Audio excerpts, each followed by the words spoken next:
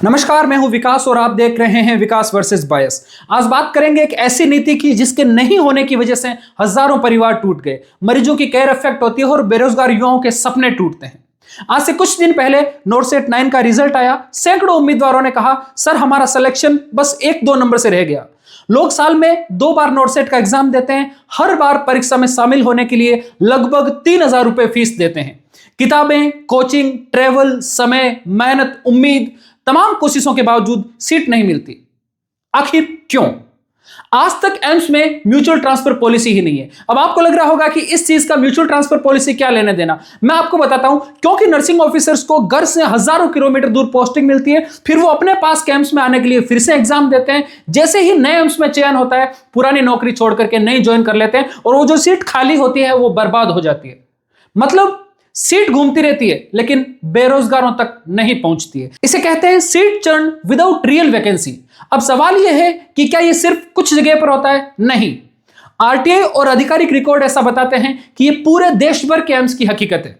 पिछले 2-4 वर्षों में हजारों नर्सिंग ऑफिसर्स और सीनियर नर्सिंग ऑफिसर्स एम्स छोड़ चुके हैं। AIIMS Rishikesh 350 nursing officers, 23 SNO, AIIMS Raipur 603 nursing officers and 26 SNO, AIIMS Bhopal 210 nursing officers, 19 SNO, AIIMS Raebareli 111 nursing officer, AIIMS Nagpur 88 nursing officer, AIIMS national cancer institute Jhajjar 18 nursing officers and 3 SNO, JPN trauma centre Delhi 134 nursing officers, RP centre Delhi 21 nursing officers. और ये तो सिर्फ कुछ संस्थानों का data है। अगर सभी एम्स का डाटा निकाल लिया जाए तो ये संख्या हजारों में होगी।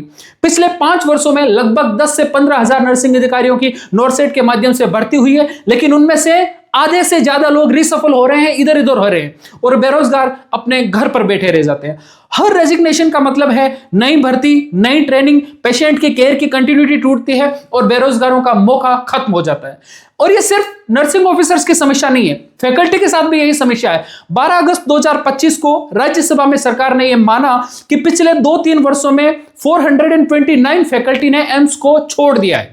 दिल्ली में 52, ऋषिकेश एम्स में 38, Raipur AIIMS 35, Mangalagiri 30, Bhopal AIIMS 27, Raebareli AIIMS 26, Jodhpur 25, Kalyani 22 और ऐसे ना जाने कितने एम्स है जहां फैकल्टी छोड़ रहे हैं। कारण है फैकल्टी के छोड़ने का कि म्यूचुअल ट्रांसफर पॉलिसी का नहीं होना। यह एक साइलेंट क्राइसिस है, ना सरकार इसका जवाब देती है, ना टीवी पर इसकी कोई बहस होती है। एम्स खुद को रिसर्च इंस्टीट्यूट कहता है, world class research institute. Patient पर रिसर्च, डिजीज पर रिसर्च, जर्नल्स में रिसर्च, लेकिन अपने ही ह्यूमन रिसोर्सेज क्राइसिस पर रिसर्च क्यों नहीं करता? एम्प्लॉइज रिजाइन कर रहे हैं, फैकल्टी क्यों जा रही है, मरीजों का इलाज क्यों ब्रेक होता है, बेरोजगारों की सीट क्यों घूमती रहती है, म्यूचुअल ट्रांसफर पॉलिसी क्यों नहीं है? जब एम्स रिसर्च इंस्टीट्यूट है तो अपनी ही पॉलिसी पर रिसर्च क्यों नहीं करता? इन सब के परे अब राजनीति को सुनिए। कांग्रेस कहती है पहला एम्स 1956 में हमने बनाया, बीजेपी कहती है हमने 23 से ज्यादा नए एम्स खोल दिए। दोनों क्रेडिट लेते हैं, लेकिन यह कोई नहीं पूछता कि जो नए एम्स खुले हैं वो चल कैसे रहे हैं। अब संसद की बात करते हैं। 18 अगस्त 2023 में लोकसभा के सांसद डॉक्टर शशि थरूर ने एक सवाल पूछा कि एम्स में म्यूचुअल स्पाउस ट्रांसफर पॉलिसी क्यों नहीं है? पति पत्नी अलग अलग राज्यों में क्यों फंसे रहते हैं? मेंटल हेल्थ और हेल्थ केयर क्वालिटी क्यों गिरती है? और सरकार ने माना कि हां, यह समस्या तो है। सिर्फ संसद ही नहीं, AIIMS nurses union new Delhi ने भी कई बार ट्रांसफर पॉलिसी की मांग की, लेकिन सरकार ने बार बार अनसुना कर दिया। इन सब से अलग एक अलग मॉडल को देखिए, ईएसआईसी को देखिए। ईएसआईसी भी एक ऑटोनोमस बॉडी है, लेकिन 20 मई 2022 से ईएसआईसी में म्यूचुअल ट्रांसफर, स्पाउस पोस्टिंग और ट्रांसपेरेंट ऑनलाइन सिस्टम पूरी तरीके से लागू है। इसके अलावा NIFT, NID, ISRO, railways, FCI, हर जगह ट्रांसफर पॉलिसी मौजूद है, लेकिन सिर्फ एम्स में नहीं है। यही है सिस्टेमिक बायस और इसीलिए विकास वर्सेस बायस ऐसी नीतियों पर सवाल उठा रहा है। जब सिस्टम ने म्यूचुअल ट्रांसफर पॉलिसी की मांग को सीरियसली नहीं लिया तो संगठनों ने कोर्ट का रास्ता चुना। 8 अप्रैल 2025 AIGNF, NPDA, AIIMS Rishikesh, AIIMS Patna nurses union, AIIMS Mangalagiri nursing officers association और एम्स भोपाल नर्सेज ग्रुप ने दिल्ली हाईकोर्ट में रिट पिटीशन दायर की। यह सिर्फ एक संगठन नहीं, पूरे देश की एक संयुक्त आवाज थी। यह मांग नहीं थी एक संवैधानिक अधिकार की मांग थी। आर्टिकल 14, 15, 16 और 21 सुप्रीम कोर्ट के कई फैसले इस बात को और मजबूत कर देते हैं। एस के Naushad Rahman versus union of India 2022 spouse posting family life का एक फंडामेंटल राइट है। Vishakha versus state of Rajasthan 1997 supreme court ने कहा कि अगर किसी विषय पर नियम नहीं है तो संस्थान को खुद को नीति बनानी चाहिए। नो रूल्स कोई बहाना नहीं हो सकता, क्योंकि कानून का मकसद मानव गरिमा और समानता की रक्षा करना है। एक ऐसा ही मामला director of elementary education versus Pramila 2020 में आया। ट्रांसफर पॉलिसी का उद्देश्य ह्यूमन डिग्निटी को बचाना है। कर्मचारी कोई मशीन नहीं है, एक परिवार वाले इंसान है। विकास कुमार वर्सेस यूपीएससी 2021 सरकारी संस्थान सुविधा के लिए बने हैं, लेकिन इनमें अधिकार और न्याय के लिए पॉलिसीज बनाते रहना चाहिए। मतलब कानून, संविधान और सुप्रीम कोर्ट तीनों फैमिली लाइफ को एक अधिकार मानते हैं, लेकिन एम्स कहता है हम ऑटोनोमस है। पिटिशनर कहते हैं ईएसआईसी भी तो ऑटोनोमस है, जब वहां पर म्यूचुअल ट्रांसफर पॉलिसी हो सकती है तो एम्स में क्यों नहीं। एम्स एक्ट 2019 की सेक्शन 35 कहती है कि जहां एम्स के अपने नियम नहीं लागू होंगे वहां सेंट्रल गवर्नमेंट के रूल्स लागू होंगे। मतलब ऑटोनॉमी बहाना है, बाधा नहीं है।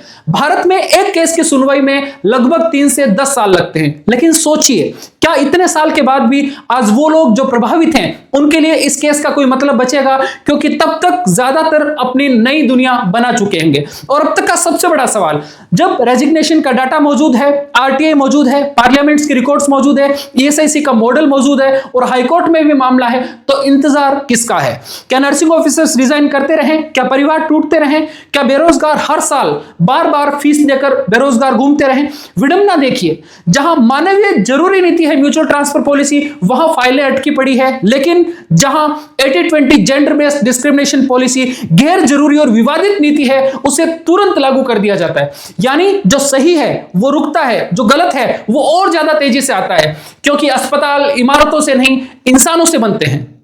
याद रखिएगा, क्योंकि अस्पताल इमारतों से नहीं इंसानों से चलते हैं। नर्सिंग ऑफिसर्स स्थिर हो, फैकल्टी स्थिर हो और बेरोजगारों को असली मौका मिलेगा, तभी एम्स सच में वर्ल्ड क्लास कहलाएगा।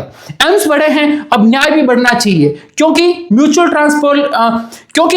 ट्रांसफर पॉलिसी हजारों परिवार बचा कर रखती है, मरीजों की केयर बेहतर कर सकती है, फैकल्टी का पलायन रोक सकती है, बेरोजगारों को उनका हक दिला सकती है। तो अगर आपको भी लगता है कि म्यूचुअल ट्रांसफर पॉलिसी की मांग सही है, न्याय संगत है और जरूरी है, तो नीचे जरूर कमेंट करें #म्यूचुअल ट्रांसफर पॉलिसी, क्योंकि आवाज जब मिलकर के उठती है तभी नीति बदलती है।